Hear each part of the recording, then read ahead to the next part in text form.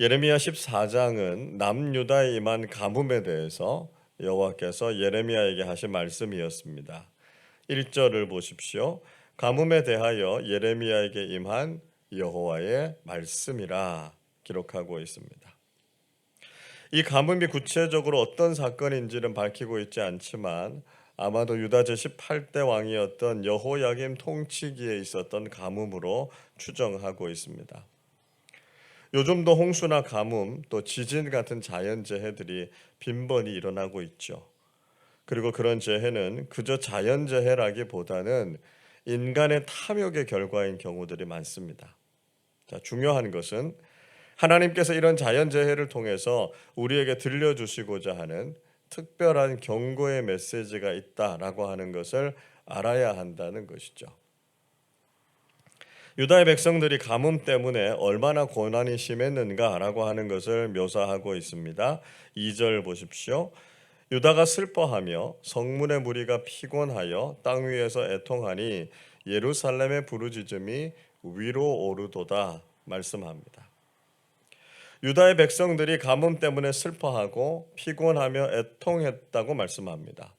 그리고 그들이 하나님께 부르짖는 소리가 하늘에까지 와 닿았다 말씀하고 있죠. 3절에서는 귀인들도 종들을 보내서 물을 얻으려고 했지만 그들은 우물에서 물을 얻지 못했고 빈 그릇으로 돌아왔습니다. 가뭄이 찾아오고 비가 내리지 않으니까요. 당장 농부들도 농사를 지을 수 없었습니다. 4절도 보시죠. 땅에 비가 없어 지면이 갈라지니 밭 가는 자가 부끄러워서 그의 머리를 가리는도다 말씀합니다. 비가 내리지 않은 땅은 쩍쩍 갈라졌고요. 밭을 갈아야 하는 농부들은 밭갈이를 할 수 없는 상황이 됐습니다. 본문에서는 귀인의 종들도 또 농부들도 가뭄으로 인한 현실 때문에 부끄러워했다 이렇게 표현하고 있습니다. 이 부끄럽다라고 하는 히브리어 단어 뿌시라고 하는 말은 전쟁에서 패배한 군사들이 머리를 숙이고 고국으로 돌아오는 것처럼 수치를 당하다, 부끄러워하다 그런 뜻을 가지고 있습니다.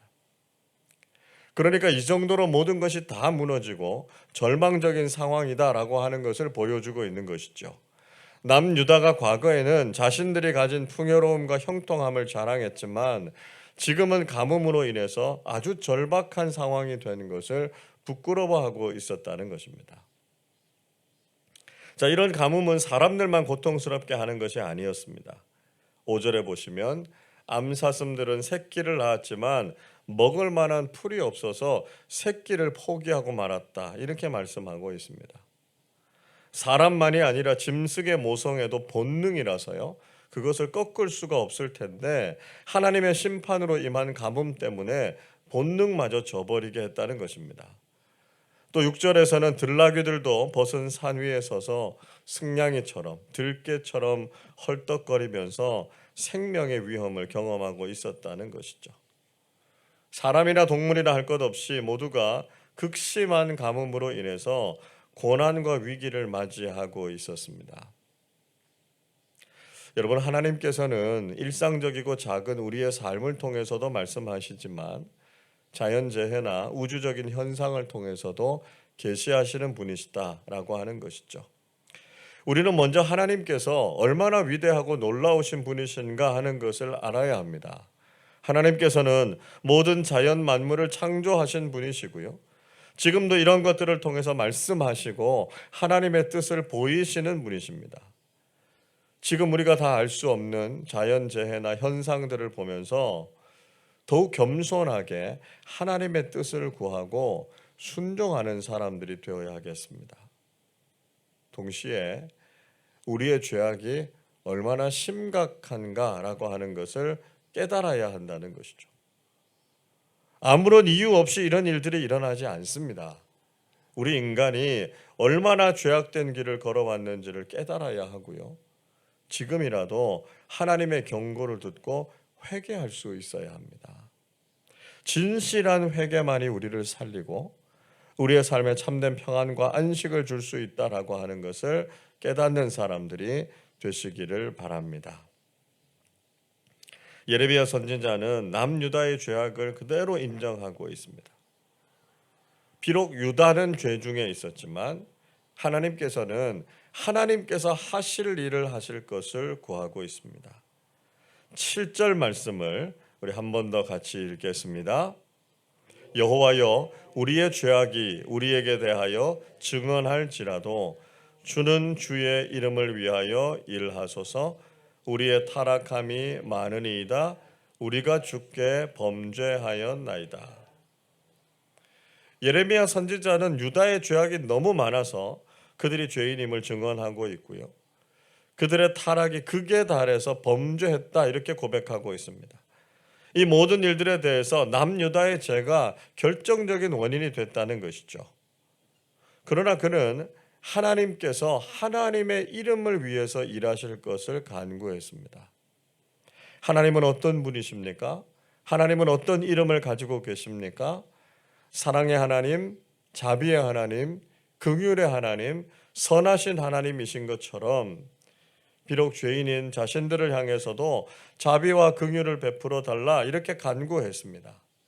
아무리 유다의 죄가 크고 심각하다고 할지라도 하나님의 사랑과 긍휼은 그보다 훨씬 더 크고 깊기 때문에 유다의 죄를 따라서 심판하시는 것이 아니라 하나님의 이름에 합당하게 은혜를 베풀어 달라 그렇게 호소하고 있는 것이죠. 예레미야 선지자는 하나님께 탄식하는 마음으로 부르짖었습니다. 8절을 보십시오. 이스라엘의 소망이시여 고난당한 때의 구원자시여 어찌하여 이 땅에서 거류하는 자 같이 하룻밤을 유숙하는 나그네 같이 하시나이까 말씀합니다. 예레미야 선지자는 이스라엘의 소망이 되시고 고난을 당할 때의 구원자가 되시는 하나님께서 왜 이런 상황에서 마치 방관자처럼 그들의 문제에 관여하지 않으시는지 답답해했습니다.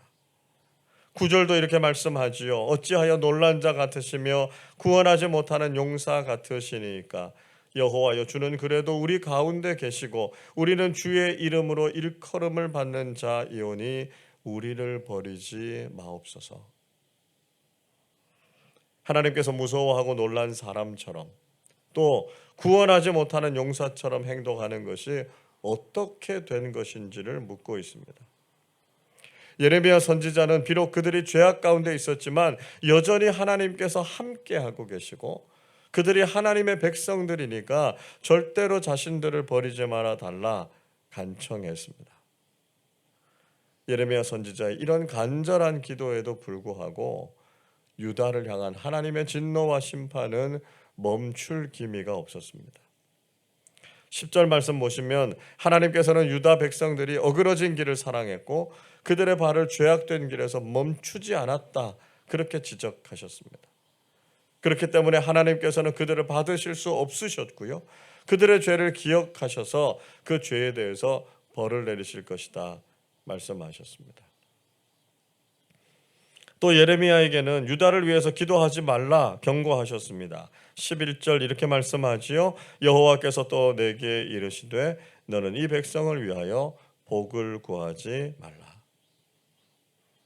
하나님께서 예레미야에게 남유다를 위해서 복을 구하지 말라 말씀하셨습니다. 영적 지도자의 입장에서 백성들을 위해서 복을 구하지 않고 그들에게 심판을 선언한다라고 하는 것이 얼마나 어려운 일입니까? 그래도 그것이 하나님의 말씀이기 때문에 선지자는 하나님의 말씀대로 전하고 선포하는 사람들이 되어야 한다는 것입니다. 하나님께서는 이제 그들이 하는 모든 종교적인 열정도 받지 않으시겠다고 말씀하셨습니다. 12절에서 이렇게 말씀하시지요.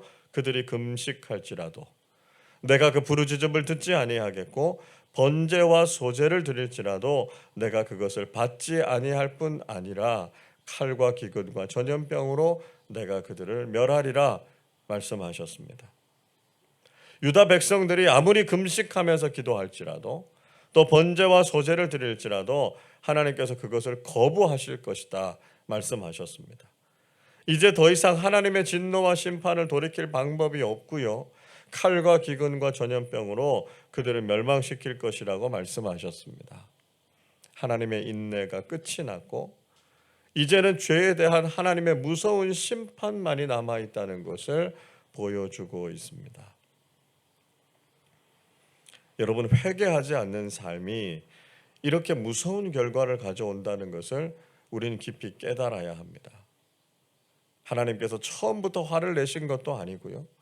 유다의 작은 죄악에 대해서 무서운 심판을 말씀하신 것도 아니었습니다. 이대로 가면 하나님의 심판을 피할 길이 없다고 그렇게 많이 경고하셨음에도 불구하고 그들은 하나님의 말씀을 듣고 돌이키지 않았습니다. 여러분, 우리는 절대로 이런 영적인 현실을 만나서는 안 될 것입니다.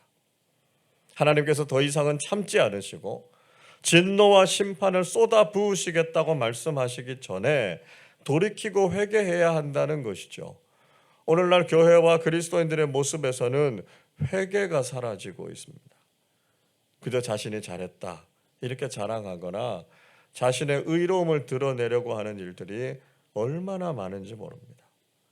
다른 사람에 대해서 함부로 정죄하거나 자신은 괜찮은 신앙인이라고 교만해지는 경우가 얼마나 많습니까? 여러분, 우리는 하나님 앞에서 어쩔 수 없는 심각한 죄인입니다.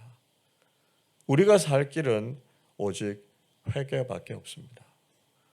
자연현상이나 우리의 삶의 문제를 통해서 우리에게 경고하시는 하나님의 음성을 듣고 회개하고 새로워지는 믿음의 사람들이 다 되시기를 주님의 이름으로 축원합니다. 기도하겠습니다. 전능하시고 위대하신 하나님 아버지, 오늘도 하나님의 뜻과 마음을 말씀을 통해 깨닫게 해주시니 감사드립니다. 유다에 내린 가뭄으로 인해서 하나님의 진노와 심판을 깨닫게 된 것처럼 저희들의 삶에서도 회개하고 돌이키라 말씀하시는 하나님의 경고의 말씀을 깊이 새겨 듣게 하시고 하나님의 심판이 아니라 하나님의 긍휼과 은총 아래에서 살아가는 사람들이 되게 해 주옵소서. 형식적이고 겉모양뿐인 신앙을 자랑하지 않게 하시고 우리 자신의 죄악에 대해서 가슴을 치며 회개하게 하시고 성령님 안에서 새로워져서 바르고 의로운 길을 걸어가게 해 주옵소서. 연일 무더위가 기승을 부리고 있습니다. 우리 교우들의 건강과 안전을 지켜주시고 어디에 있든지 온전한 예배자로 또 성숙한 신앙인으로서 향기를 드러내게 해 주옵소서. 하나님의 말씀을 묵상하고 늘 기도하는 삶을 살게 하셔서 하나님의 뜻을 깨닫고 순종하는 사람들 되게 하여 주옵소서. 이 세상에서 많은 것을 소유하고 누리는 쾌락에 만족하지 않게 하시고 영원한 하나님 나라를 소망하면서 이 땅을 살아가는 신실한 믿음의 사람들 되게 하여 주옵소서. 오늘 하루도 주님과 동행하며 하나님의 영광을 보는 이 하루 되게 하여 주옵소서. 감사드리며 우리 주님 예수 그리스도의 이름으로 기도하옵나이다. 아멘.